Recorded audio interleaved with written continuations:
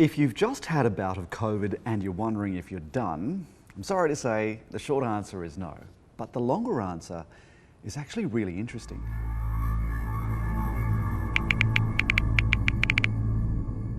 To help you understand what's happening inside your body when you recover from COVID, I want to take a closer look at how your body fights off the virus in the first place. During an infection, the immune system has a series of reactions. Antibodies, B cells and T cells work together to fight infection. Antibodies produced by B cells act as the front line defense against infection. Those antibodies bind to the virus and neutralize it. But some of the virus might get through and infect our cells. When that happens, T cells destroy those infected by the virus. If the virus comes again within a short space of time, your line of defense is actually already wide awake. So the B cells and T cells will do their thing and shut the infection down quick smart.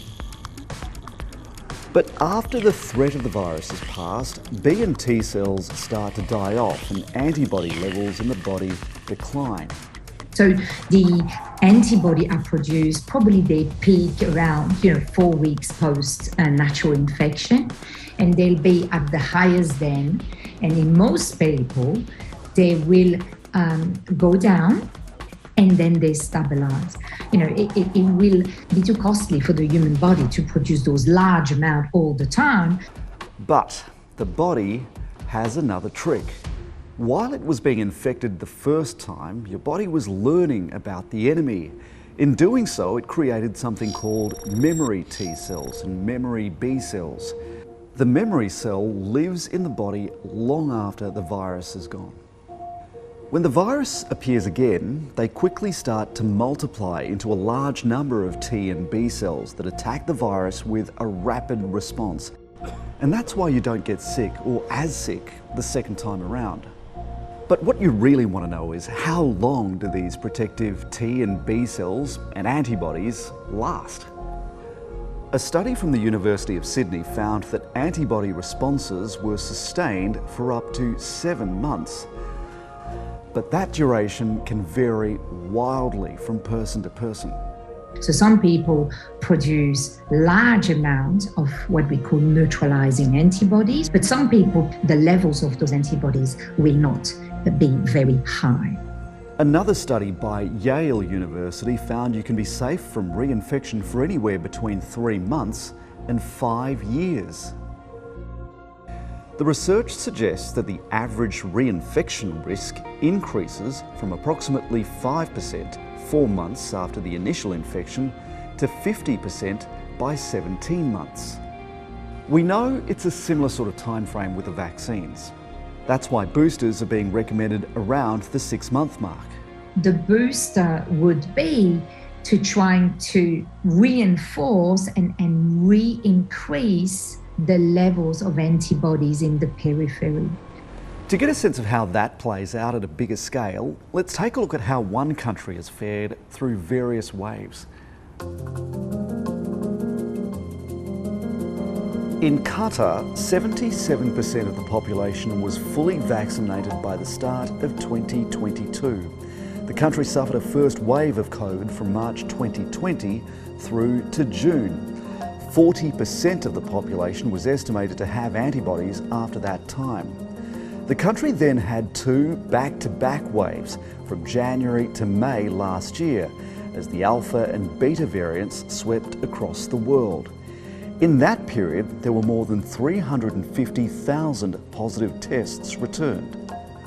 1,300 of them were identified as reinfections. That's less than 0.4%. The average time between infections was 277 days, or about 9 months. The odds of hospitalisation were found to be 90% lower for those who had had COVID before. Just 4 were severe enough to lead to hospitalisation, none led to intensive care, and none ended in death. But that was before Omicron. In Spain, scientists say reinfections account for 10 to 15% of their record surge in new cases. and that's picking up pace. In the 2 weeks over the new year, reinfection rates surpassed total reinfections for the entire pandemic. The good news is that just like Qatar, Spain says the reinfected appear to have much lower rates of severe symptoms or death. So if you've had COVID, should you expect an easier time the second time around? Well, as with everything COVID, it's not so simple, and one of the big issues is variants. That's because their mutations are like disguises, sneaking by our defence systems before the invader can be identified.